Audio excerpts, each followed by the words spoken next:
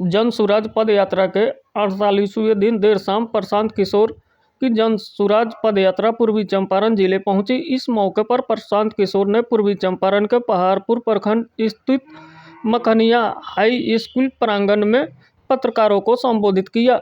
इससे पहले पद यात्रा पर पहुंचे उनके आगमन को लेकर स्थानीय ग्रामीणों ने भव्य स्वागत किया। पद यात्रा कैंप में प्रशांत किशोर ने मीडिया को संबोधित करते हुए बताया कि लगभग 550 किलोमीटर से अधिक पैदल चलकर पूर्वी चंपारण जिले में प्रवेश किया हूं और लगभग अगले एक महीने इसी जिले में पद यात्रा करेंगे। 2 अक्टूबर को पश्चिमी चंपारण के हितिहरवा गांधी आश्रम से शुरू हुई प्रशांत किशोर की जन सुराज पद यात्रा जिले के 140 से अधिक पंचायतों और 350 से अधिक गांवों से गुजरते हुए पूर्वी चंपारण पहुंची है।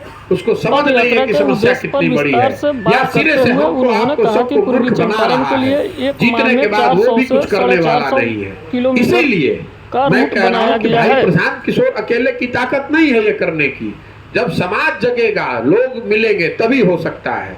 नहीं तो मैं भी झूठे वादे कर सकता हूं। अब देख लीजिए, नीतीश कुमार ने अभी दावा किया है कि 10 लाख लड़कों को सरकारी नौकरी दे देंगे। मैं ये समझ रहा हूं कि तेजस्वी यादव ने यह वादा किया था चुनाव प्रचार के दौरान, तो उसको तो गंभीरता से मैं नहीं लेता हूं। तेजस्वी यादव तो कुछ भी कह सकते हैं, उनके कहने का क्या है। उन्होंने तो कहा था कि पहली कैबिनेट मीटिंग होगी तो कलम से पहला ऑर्डर यही होगा कि 10 लाख लोगों को नौकरी मिल गई। उनको जानकारी नहीं है कि कैबिनेट में इस तरह का कुछ करने का प्रावधान ही नहीं है। तो आप मान लीजिए कि उनके कलम की स्याही सूख गई।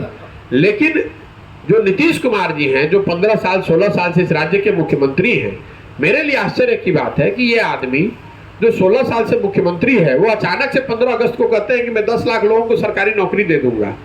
तो मैं आश्चर्यचकित हूं कि अगर 10 लाख लोगों को सरकारी नौकरी दी जा सकती है या दी जा सकती थी, तो आपने पहले क्यों नहीं दे दिया?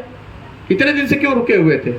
लेकिन मान लीजिए कि नीतीश जी को अब सपना आया है या अब ज्ञान हुआ है कि 10 लाख लोगों को सरकारी नौकरी दी जा सकती है, तो मैंने अगले दिन घोषणा की है कि अगर नीतीश कुमार आने वाले 1 साल में 15 अगस्त से अगले 15 अगस्त तक 10 लाख सरकारी लोगों को नौकरी दे दें, तो उनके समर्थन में ये पूरा अभियान वापस ले लेंगे और उनका फिर से प्रचार करेंगे। कोई दिक्कत नहीं, हमको राजनीति करने में कोई दिलचस्पी नहीं है बिहार में, लेकिन 10 लाख लड़कों को सरकारी नौकरी मिलनी चाहिए। अब 3 महीना उसमें हो चुके हैं, मैं रोज कैलेंडर में काट रहा हूं। 3 महीना हो गया, 10 लाख में कितने लड़कों को नौकरी मिली आप देख लीजिए।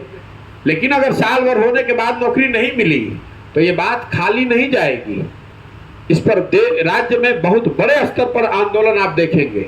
आप देखेंगे कि जैसे किसानों ने दिल्ली को घेर लिया, उसी तरह नीतीश कुमार भी और ये महागठबंधन की सरकार इस बात के लिए तैयार रहे कि साल भर के अंदर अगर 10 लाख लड़कों को सरकारी नौकरी नहीं दिया, जो उन्होंने वादा किया है गांधी मैदान से, तो उनकी सरकार का चलना वहां मुश्किल कर देंगे। इतने लोगों को जाकर पटना घेरेंगे कि वहां बैठ के उनका